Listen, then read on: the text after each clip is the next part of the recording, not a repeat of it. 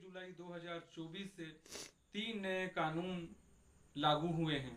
उसमें भारतीय न्याय संहिता, भारतीय नागरिक सुरक्षा संहिता और भारतीय साक्ष्य अधिनियम 2023 लागू किया गया है। यह तीनों कानून प्रत्येक भारतीय के लिए एक वरदान है, जिसमें त्वरित एवं शीघ्र न्याय लोगों को मिल पाएगा एवं न्यायालयीन प्रक्रियाओं की जो कठिनाई थी उनको भी दूर किया गया है। यह न्याय प्रणाली इसलिए भी अधिक सार्थक है क्योंकि वह पुराने कानून आईपीसी और सीआरपीसी और इंडियन एविडेंस एक्ट अंग्रेजों के समय से बनाया हुआ कानून था, जिसमें समय के साथ मूलभूत परिवर्तन किया जाना अति आवश्यक है। समय की मांग एवं 70 दशकों के बाद जो प्रक्रियाओं में एवं न्यायालयीन विसंगतियां थी उन्हें दूर करके 1 जुलाई 2024 को नया कानून लागू किया गया है।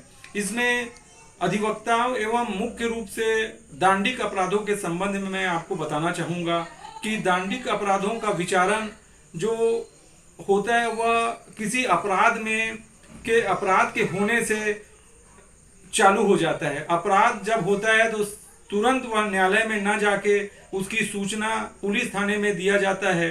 पुलिस थाना में अगर शिकायत हो तो तुरंत एफआईआर नहीं होती है। नए कानून के अनुसार उन्हें 3 या 7 दिन के अंदर जांच के अधिकार पुलिस अधिकारी को है, और जब वह जांच में यह पाता है कि एफआईआर लिखने लायक है तो वह भारतीय नागरिक सुरक्षा संहिता 2023 के अंतर्गत 173 में वह एफआईआर दर्ज करेगा।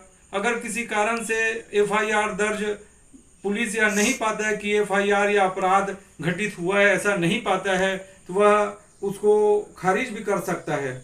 लेकिन पीड़ित पक्ष जो है न्यायालय में एक परिवाद के माध्यम से भी एफआईआर दर्ज किए जाने हेतु मांग कर सकता है, निवेदन कर सकता है। इसके लिए भारतीय नागरिक सुरक्षा संहिता की धारा 175(3) में इसका उल्लेख किया हुआ है। जब किसी पुलिस थाना में एफआईआर दर्ज किया जाता है तब पुलिस जांच करती है, और उस जांच में जब गिरफ्तारी होती है और प्रोसीडिंग करती है तो अंडर सेक्शन जो 34 से 58 तक की धाराएं हैं, जिसमें अभियुक्त को गिरफ्तार कैसे करना है, गिरफ्तार करने वाला पुलिस अधिकारी अपने नाम, पता, पद एवं थाना का नाम बताना आवश्यक है। गिरफ्तार करने से पहले उसे अगर 7 वर्ष से कम सजा का है तो उन्हें नोटिस दिया जाना आज्ञापक है।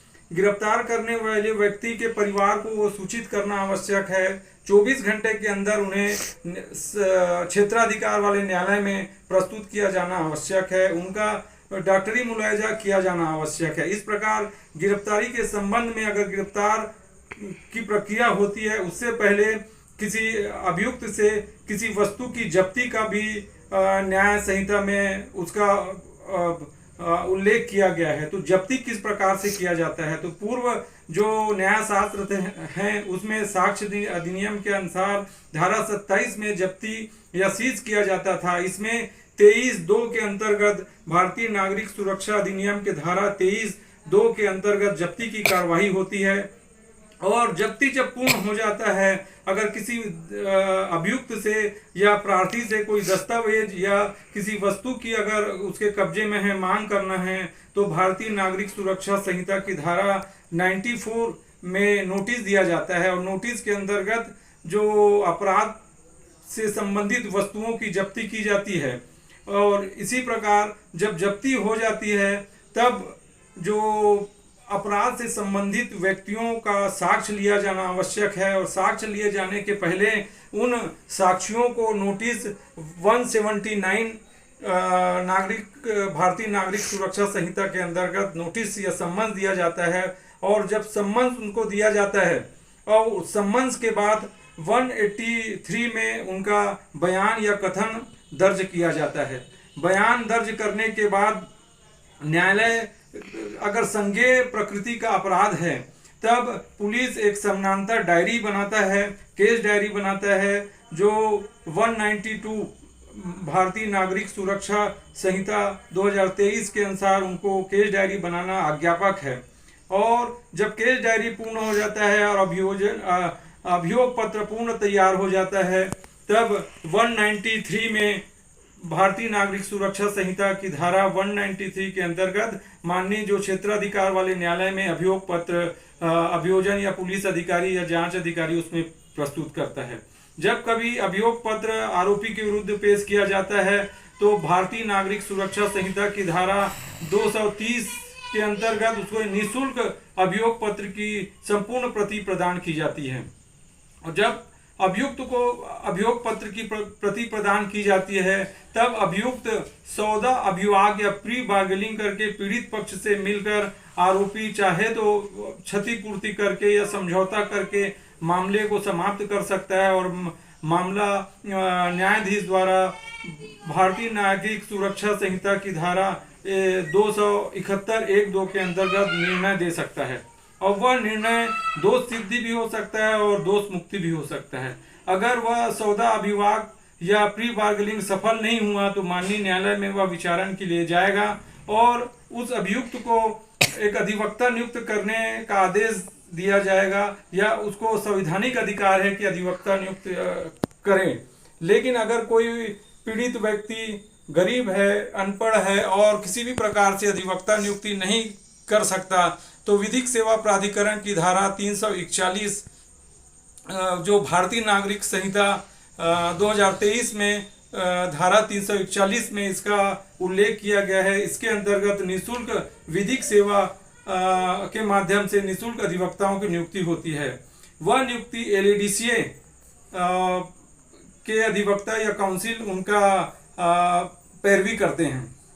अगर इस प्रकार से जब अधिवक्ता नियुक्त हो जाता है तो आरोपी के विरुद्ध आरोप विचरित किया जाता है न्यायालय के द्वारा कि आप अमुक घटना स्थान पर घटना दिनांक को घटना समय में पीड़ित पक्ष को ये अपराध कारित किया है और यह न्यायालय इस धारा के अंतर्गत अपराध घटित पाया और इसे सुनने का अधिकारिता है और इसका ऐसे करके विभिन्न धाराओं का आरोप लगाया जाता है। और जब आरोप लगता है तब फिर प्रोसिक्यूशन जो है वो अपना साक्ष्य प्रस्तुत करता है, ट्रायल प्रोग्राम प्रस्तुत करते हैं और साक्ष्य भारतीय नागरिक सुरक्षा संहिता के धारा 251 से लेके 265 तक इसमें अभियोजन साक्ष्य प्रस्तुत करता है। इसी प्रकार से प्रतिरक्षा के अधिवक्ता भी उसकी प्रतिपरीक्षण करते हैं। इसके उपरांत मुलजिम बयान होता है या एक्यूज स्टेटमेंट नोट किया जाता है। भारतीय नागरिक सुरक्षा अधिनियम के धारा 351 के अनुसार उनका अभियुक्त कथन लिया जाता है।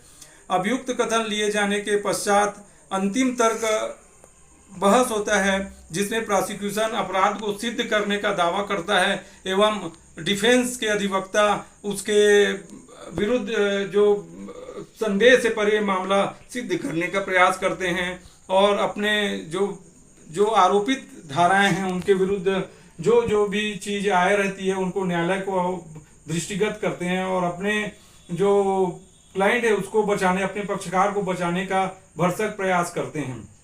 इस प्रकार जब ये बहस दोनों ओर से हो जाती है तो न्यायालय के द्वारा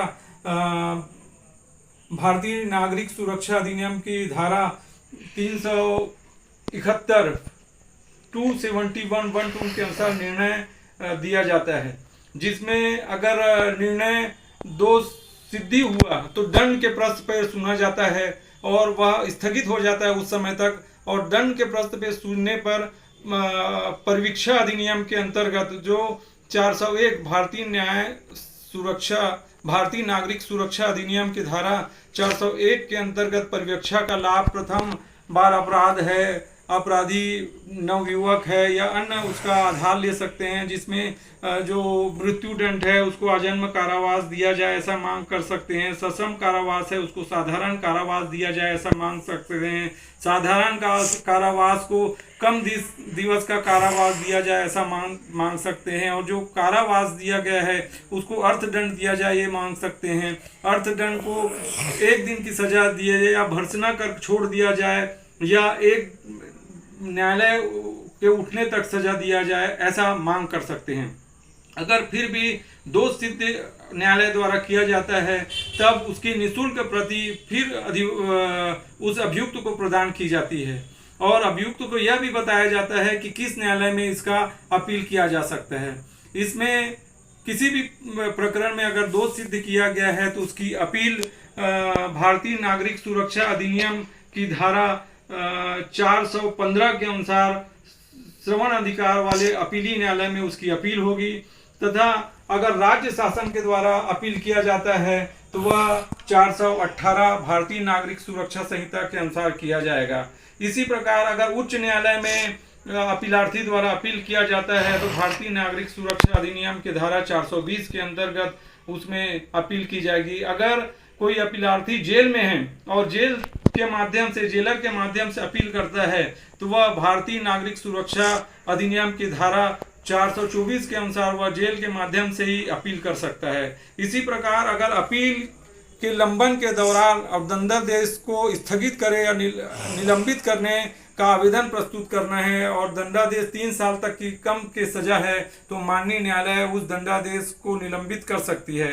वह किसी भी प्रकरण में लगाया जा सकता है। वह भारतीय नागरिक सुरक्षा अधिनियम के धारा 430 के अंतर्गत अगर किसी न्यायालय द्वारा दंडादेश दिया जाता है जो 3 वर्ष से कम की सजा है तो वह न्यायालय अपील करने तक 1 महीना की उसे दंडादेश को निलंबित कर देता है और अपीली न्यायालय फिर दंडादेश की अंतिम सुनवाई तक उसको निलंबित रखने का आदेश दे सकती है। इस प्रकार हम सब भारतीय नागरिक सुरक्षा संहिता में जो परिवर्तन हुआ है और लोगों को, अधिवक्ताओं को और जन सामान्य को किस प्रकार से त्वरित न्याय मिल सके, इसके लिए भी सब उपयोगी बनाया गया है। और प्रत्येक क्रम पर यह समय सीमा निर्धारित की गई है कि FIR की जांच कितने दिन में होगी, जांच होने के बाद न्यायालय में कितने दिन बाद अभियोग पत्र प्रस्तुत किया जाएगा और अभियोग पत्र अगर प्रस्तुत किया जाए तो कितने दिन के अंतर्गत आरोप विचित करने के बाद उसका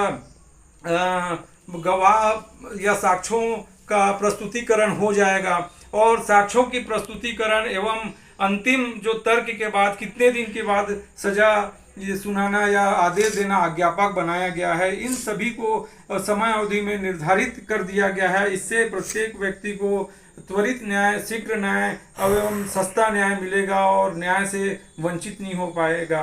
इस प्रकार से जो न्याय संहिता 2023 लागू किया गया है वो भारत के प्रत्येक नागरिकों के लिए समय की मांग थी और एक वरदान है जो न्याय ही नहीं, सिर्फ न्याय दिखना ही नहीं चाहिए, न्याय होना भी चाहिए, इनकी मंशा से यह बनाया गया है। और मुख्य रूप से जो दंड की जो प्रक्रिया थी वो पहले जो थी उसमें एक परिवर्तन किया गया है। पहले दंड में एक मृत्यु दंड था, आजीवन कारावास था, 7 साल की सजा थी, सश्रम कारावास था, कठोर कारावास था, जुर्माना था, संपत्ति जब्ती थी। और इसमें एक सामुदायिक सेवा का जो दंड अभी नए कानून में आया है वो सभी का मील का पत्थर होगा। न केवल लोगों का जो किसी से अपराध हो जाता है तो उसे सुधरने का मौका देगी बल्कि उसे पुनर्वास का भी स्थान होगा। इस प्रकार से अब नए कानून हम सब के लिए सभी अच्छा हो और नए कानून 2024 में लागू हुआ हो हम सब के लिए सफल हो, इसी उद्देश्य से मैं आज सब बताया हूँ। धन्यवाद, नमस्कार।